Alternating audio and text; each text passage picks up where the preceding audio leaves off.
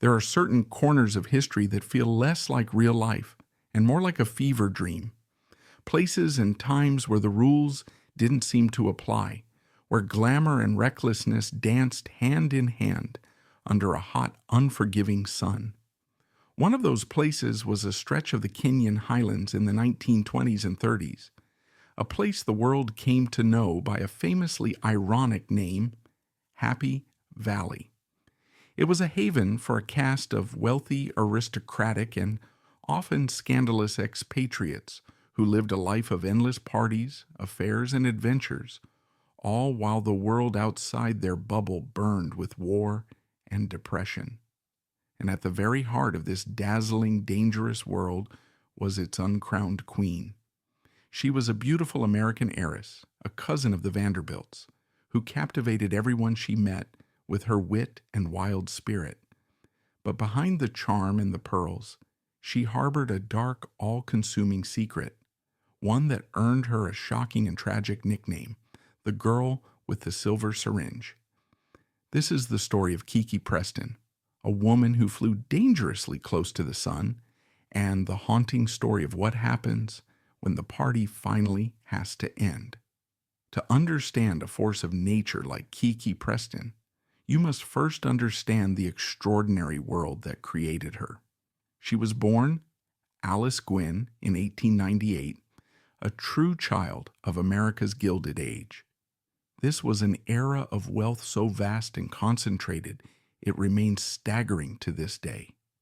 Dynasties like the Vanderbilts, the Astors, and Kiki's own relatives, the immensely powerful Whitneys, controlled fortunes that dwarfed those of many European monarchies. They built sprawling seaside cottages in Newport that were, in reality, Italianate palaces and French chateaux. They erected marble mansions on Fifth Avenue and lived a life of almost feudal splendor, attended by armies of servants. For a young woman born into this rarefied stratum, the path was clearly, and for some suffocatingly, laid out. You were to be presented to society as a beautiful, polished debutante, accomplished in the gentle arts of music, French, and polite conversation. Above all, your ultimate purpose was to make an advantageous marriage to a man of your own kind, a strategic union designed to merge fortunes, consolidate power, and secure the family's wealth and status for another generation. Love was a fortunate bonus, but duty was the true currency. But as Kiki came of age, the rigid, corseted world of her parents was beginning to violently crack.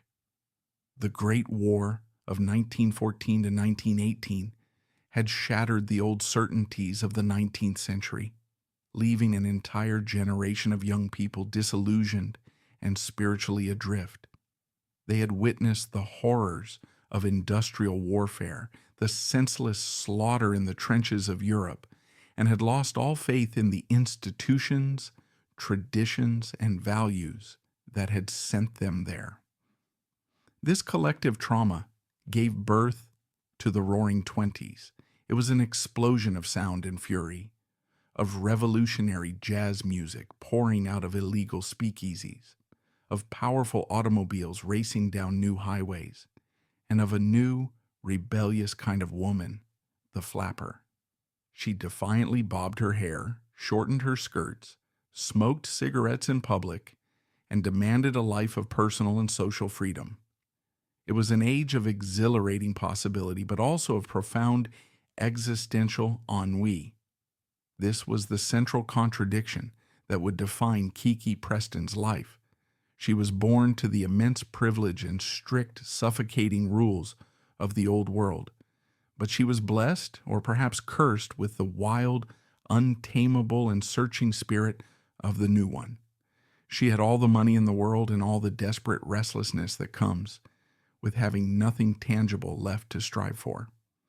Kiki's story begins not with the pop of a champagne cork, but with a quiet, foundational tragedy. Though she was born into the heart of American aristocracy, her childhood was indelibly marked by a profound and defining loss. Her mother, Louise Gwynn, died of consumption, tuberculosis, when Kiki was still a young girl. This early traumatic encounter with death, the devastating absence of a maternal figure during her most formative years, is a crucial, often overlooked piece of her psychological puzzle. It likely instilled in her a lifelong sense of instability, a deep-seated fear of attachment, and a desperate, almost manic need to outrun the specter of mortality and loss. Raised by her wealthy grandparents in their opulent home, she had every material comfort imaginable, but was perhaps deprived of the essential emotional anchor she so desperately needed. Following the script that had been written for her from birth, Kiki made her debut in high society and in 1919 married Horace R.B. Allen, a conventional and eminently respectable man from her own social circle. She performed her dynastic duty, producing an heir, a son named Ethan. But this is precisely where her life story veers sharply off the prescribed path. This period, which should have been one of domestic contentment and social triumph, seems to have been the catalyst for her lifelong spectacular rebellion. This is a rarely discussed but vital part of her narrative. Kiki did not take well to the roles of wife and mother. While we can only speculate from a modern vantage point, it's highly probable she suffered from a severe form of postpartum depression, a condition little understood and never discussed in polite society at the time. A woman of her class was simply expected to produce an heir and be grateful. Kiki likely felt trapped, suffocated by the monotonous expectations of being a society wife, her days a blur of teas, fittings, and overseeing the nursery staff. The life she was supposed to want felt like a gilded cage, and so she began her escape. She threw herself headfirst into the burgeoning hedonistic party scene of the jazz age, becoming a fixture in a whirlwind of smoky jazz clubs, illegal speakeasies, endless cocktails, and a new fast crowd that was gleefully pushing the boundaries of social convention. Her marriage, not surprisingly, couldn't withstand the strain of her new life. She and Horace divorced in 1924, an act that was still deeply scandalous for a woman of her standing, especially one with a young child.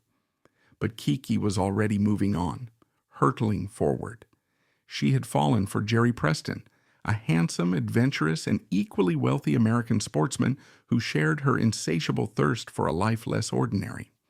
In Jerry, Kiki found a partner who didn't try to tame her wild spirit, but rather celebrated and encouraged it. Together they made a decision that would forever seal her legend and define the next, most notorious chapter of her life. They moved to the Kenya colony in British East Africa. In the 1920s and 30s, the Kenya colony, particularly a region in the Wanjohi Valley, became a hedonistic, almost mythical playground for a select group of wealthy, disillusioned British and American expatriates. It was nicknamed, with a knowing dark irony, the Happy Valley. This was not a place for dutiful colonial administrators or earnest missionaries. It was a place of breathtaking natural beauty and profound moral decay, a social experiment where the rigid rules and moral codes of society back home simply didn't apply. It was a clique of aristocrats, remittance men, and adventurers dedicated, as the writer Cyril Connolly later observed, to the relentless pursuit of pleasure. Here, in this sun-drenched, morally ambiguous paradise, Kiki found her true tribe. She was surrounded by figures as wild, charismatic, and damaged as herself. The beautiful, much-married Lady Edina Sackville, who famously greeted her guests from a bathtub filled with scented oils. The dashing, amoral, and predatory Jocelyn Hay, the Earl of Errol, and a rotating cast of characters who filled their sun-drenched days with big game hunting, horse racing, and flying private planes, and their gin-soaked nights with alcohol, drugs, and a tangled, ever-shifting web of adulterous affairs. In this wild, permissive, and utterly intoxicating environment, Kiki Preston truly came into her own. She was a fearless horsewoman, an expert shot with a rifle, and a daring pilot. She was celebrated for her sharp wit, her immense charm, and her utterly magnetic, often dangerous personality. It was in Kenya that she also began her famous and deeply consequential affair with Prince George, the Duke of Kent, the fourth son of King George V of the United Kingdom. He was known as the Party Prince, a handsome, intelligent, but deeply troubled and rebellious member of the British royal family. He was drawn, like a moth to a brilliant flame, to Kiki's dangerous, intoxicating energy. They became inseparable, both in the wilds of Kenya and in the sophisticated party circuits of Paris and London. And it was during this period that her rumored drug use, which had likely begun in her Jazz Age days, escalated and became an open secret. She became known for her casual use of cocaine and morphine, allegedly carrying her supply in a jewel-encrusted silver syringe she kept in her designer handbag. This is how she earned her infamous, enduring nickname, the Girl with the Silver Syringe. She became the living, breathing embodiment of the Happy Valley's glamorous, thrilling, and ultimately self-destructive ethos. To paint Kiki Preston as merely a drug-addled, promiscuous socialite would be to miss the very essence of her charisma, and the reason she captivated so many. Those who knew her were mesmerized by a woman of immense vitality, sharp intelligence, and astonishing daring. She wasn't a passive participant in the Happy Valley's excesses. She was often its vibrant, beating heart, its glamorous ringleader. One of the most telling anecdotes about her character involves her passionate love of flying. In an era when aviation was still a dangerous and male-dominated field, Kiki was one of its pioneering female pilots. She thought nothing of flying her own de Havilland Gypsy Moth plane across the vast, dangerous landscapes of Africa, often just to attend a party or a horse race hundreds of miles away. There is a story, perhaps apocryphal, but widely repeated because it so perfectly captures her spirit, that she once flew her plane to the coast, landed elegantly on a deserted beach, and had her servants, who had driven ahead, set up a portable gramophone and a fully stocked cocktail bar on the wing of the aircraft. This single image of sophisticated modern glamour audaciously set against a wild, untamed ancient backdrop perfectly encapsulates her persona.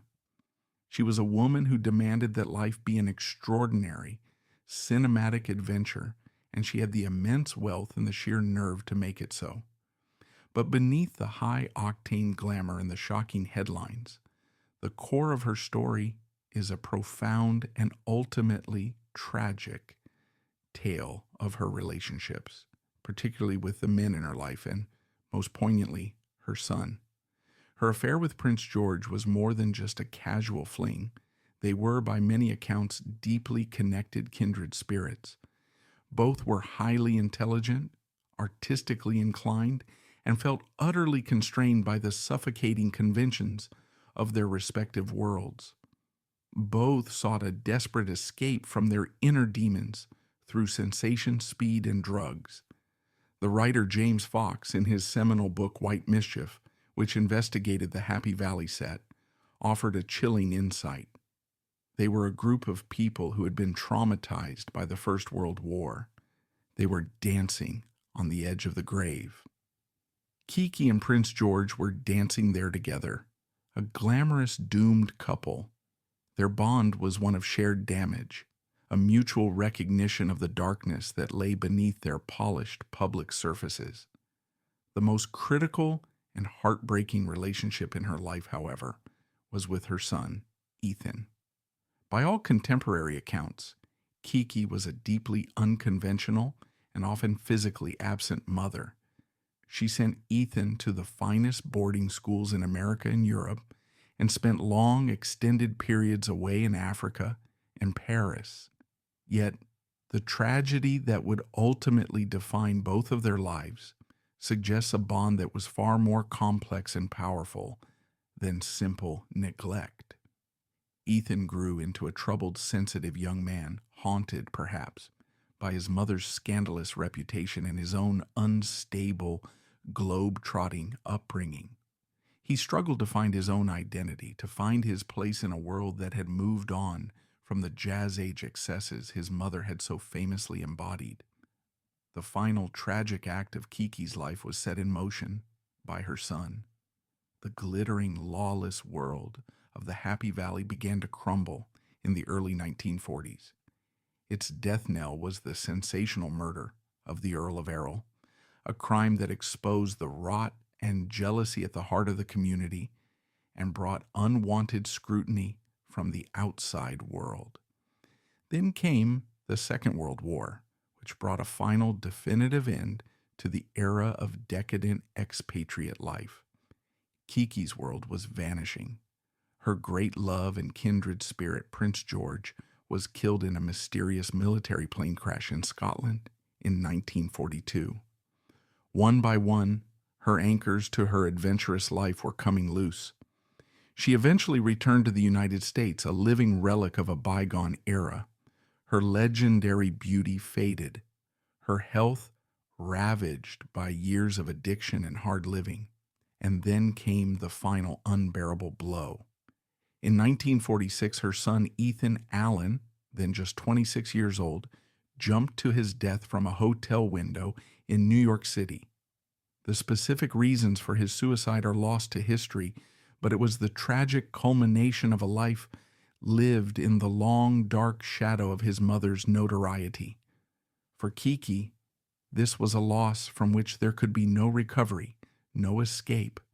The child she had brought into the world, the one conventional thing she had ever done, was gone. The adventure was over.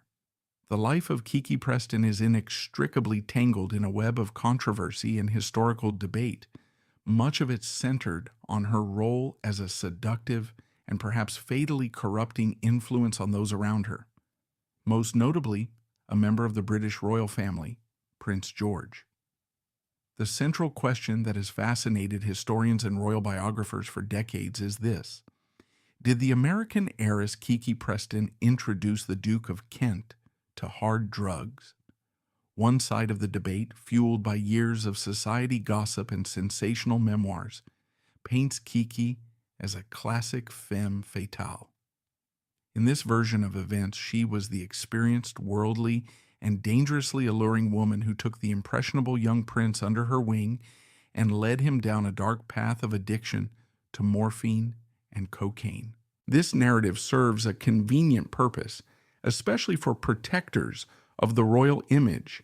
It places the blame for a British prince's moral failings squarely on the shoulders of a reckless, seductive American outsider. She becomes the serpent in the royal garden, the catalyst for his downfall. It's a dramatic and compelling story, but it may be a vast and unfair oversimplification.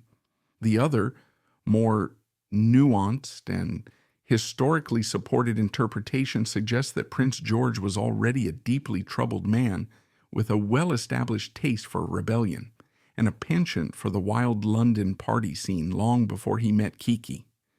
He had a notorious reputation for a fast life, rumored affairs with men and women, and was already moving in aristocratic circles where recreational drug use was common. In this view, Kiki was not his corruptor, but rather a fellow traveler.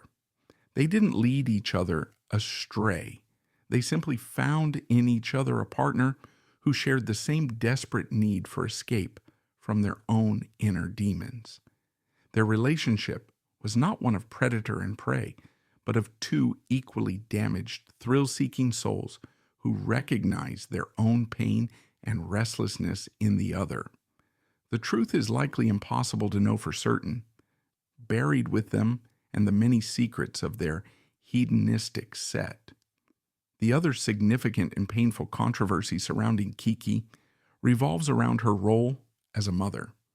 By the standards of her time, and certainly by the standards of ours, she could be judged harshly as a bad mother. She was frequently absent, prioritizing her own pursuit of pleasure, parties, and adventure over providing a stable, conventional home life for her son. But here, too, a more compassionate reading is possible. Kiki was a woman profoundly, temperamentally unsuited to the role that 1920s high society demanded of a mother.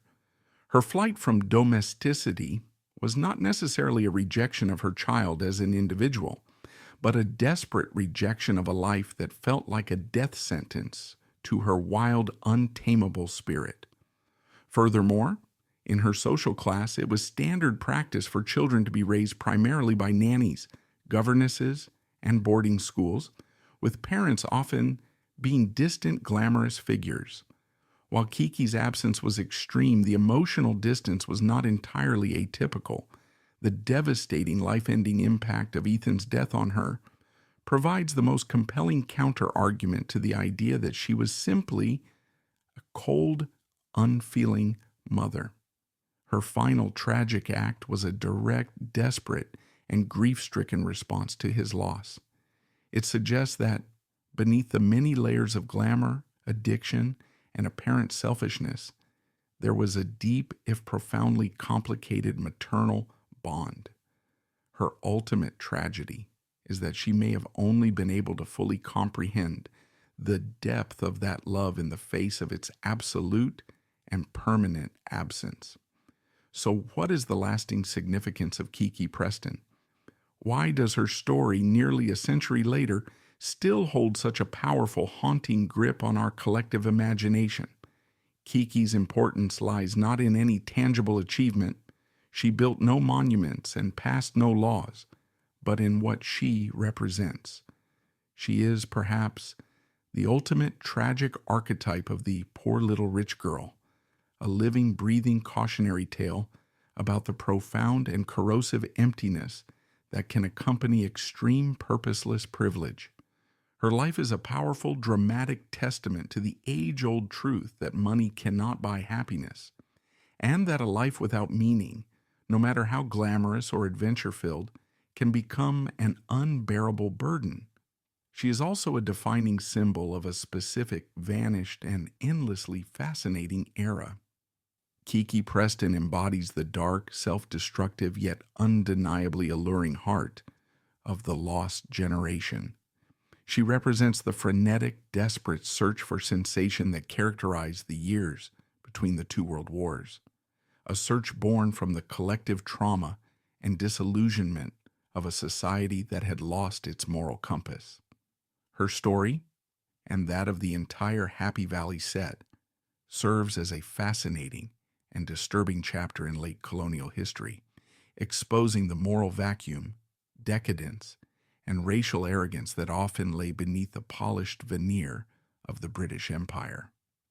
Finally, her intimate connection to the British royal family has had a lasting impact. The story of her affair with Prince George and the persistent rumors of drug use and secret children has become a crucial part of the narrative of the lost generation of royals, who came of age before the stabilizing influence of Queen Elizabeth II. It cemented the public image of Prince George as a tragic, wayward figure and contributed to a recurring theme in royal history: the dangerous tension between public duty and private desires, and the often destructive consequences when the latter wins out. In the end, how should we remember Kiki Preston? Was she a villain who corrupted those around her? A victim of her circumstances? A monster? Or just a deeply broken woman trying to quiet the ghosts of her past in the only way she knew how? The truth is likely all of these things. Her story is one of dazzling light and suffocating darkness, of immense privilege and unbearable pain. She was so much more than just the girl with the silver syringe. That shocking nickname has allowed history to flatten her into a caricature of a doomed party girl. But she was also a grieving widow, a tormented mother, and a woman who desperately sought freedom but only ever found a more glamorous kind of cage. Her life is a haunting reminder that behind every sensational legend and shocking headline, there is a fragile human story, and that the desperate search for an escape from pain can sometimes lead you to a place from which you can never return.